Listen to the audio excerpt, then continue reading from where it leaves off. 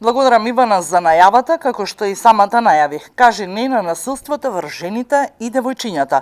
Е овогодинешното мото на во земјава каде што се одбележуваат, како и секаде во светот, 16 дена активизам за борба против семејното насилство. Но оваа тема вечерва во денешното издание на Вестите на ВИС имам Нела Масалковска, која што е координаторка за еднакви можности помеѓу мажите и жените при општина Струмица. Нела, добро вечер и добре дојде во Вестите. Добро вечер, ви благодарам за поканата и со почит прифатив да разговараме денеска на една тема која што не е актуелна само во општина Струмица, туку и насекаде околу светот. Токму така, 16 дена се пред нас, заедно со невладиниот сектор ќе организирате низа настани со кои што ќе се обидете на некој начин да ја подигнете свеста за борба против семејното насилство. Насилството не смее да се прекјутува и како што гласи овогодинешното мото, каже не на насилството, ова значи дека треба да се каже на сите видови на семејно насилство.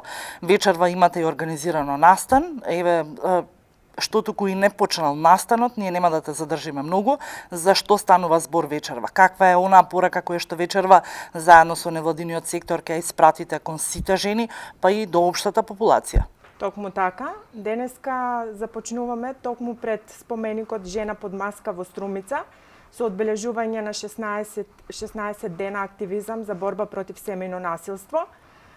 Тргнуваме со осветлување на споменикот во портокалова боја, како и со поставување на портокалова панделка со цел да упатиме една порака до граѓаните во општина Струмица за поголема свесност за да се стави крај, односно елиминација на насилството врз жените и девојките во општина Струмица. Морам да акцентирам дека општина Струмица секогаш ја покажува својата родова сензитивност, па така во 2019 година заеднички со организацијата Sky Plus од Струмица видоа дека семејното насилство навистина представува горчлив проблем во општината и подадоа рака на жените и девојките жртви, при што се отвори шелтер центар за згрижување на жени жртви за семејно насилство во општина Струмица. Финансиски поддржуваме шелтер центарот, така и ќе продолжиме, па секогаш ќе ја покажуваме својата силна заложба кога станува збор за жени, посебно за жените жртви на семејно насилство. Така, неминовно е да не спомнеме за околу шелтер центарот во година каде што светот ни се соочува со пандемија. Што велат бројките? Дали во редната состојба и кризните состојби кои што во земјава секако беа ставени на маса со цел подобро справување со COVID-19, го зголеми бројот на семејното насилство? Колку во оваа клучна година, еве за целото општество, но и за Струмица, центарот значеше прибежиште за многу жени? Морам да нагласам дека и пред да се отвори шелтерот, бројките беа енормно големи, па затоа ние согласно податоците кои што ги добиваме од Центарот за социјални работи, како и од невладиниот сектор, ја видовме нужната потреба за да се згрижат жените кои што секојдневно се соочуваат со еден горчлив проблем и врз основа на таа цел, ние врз основа на тие бројки, ние заеднички подадовме рака, го отворивме шелтер центарот и некако после отварањето се случи ситуацијата со која се соочуваме и ден денес, односно пандемијата со COVID-19, и морам да нагласам дека навистина имавме голем број на жени кои што беа згрижени и кои што им требаше потреба од таков дом, бидејќи шелтер центарот представува еден дом каде што жртвите на семејно насилство се чувствуваат топло, се згрижени, а потоа се работи на нивна ресоциализација како и психолошка поддршка. Така, Нела, би сакала овдека да ве прашам, во изминатиот период многу организации во земјава зборуваа се погласно за трипартитната улога и членување во договорите кога станува збор за било каква грижа околу ранливите категории на граѓани.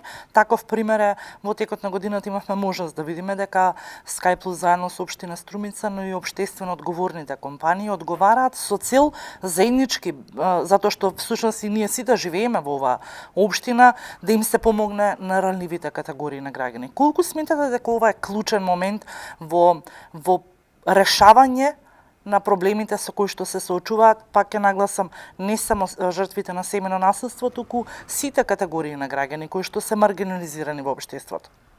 Како што го почнав разговорот, општина Струмица е родова сензитивна општина и секогаш дава поддршка на сите ранливи чинители, да кажам, во самата општина.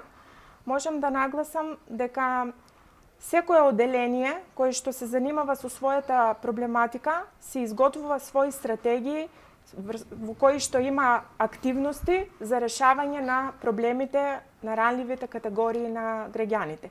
Сега социјалната група, да кажам, на граѓани потпаѓа под одделението за локален економски развој, каде што сум и јас вработена, и ние преку годишната програма за социјална заштита, како и преку стратегијата што ја имаме за социјална заштита, подаваме рака и ги решаваме проблемите со кои што се соочуваат граѓаните во општина Струмица. Општина Струмица верувам дека ќе учествува во сите активности кога станува збор за 16 дена активизам во периодот што предстои, еве почнувајќи од денешниот ден. Така, јас како координаторка за еднакви можности на мажите и жените, секоја година изготвувам заедно со Комисијата за еднакви можности програма во која што една од активностите е баш акцентирана за 16 дена активизам за борбата против семејно насилство. И така заеднички со невладиниот сектор ќе се потрудиме да можеме сите 16 дена со сите 16 дена да ја подигнеме свеста граѓаните за да ставиме крај, односно елиминација на семејното насилство кога станува збор посебно врз жените и девојките во општина Струмица.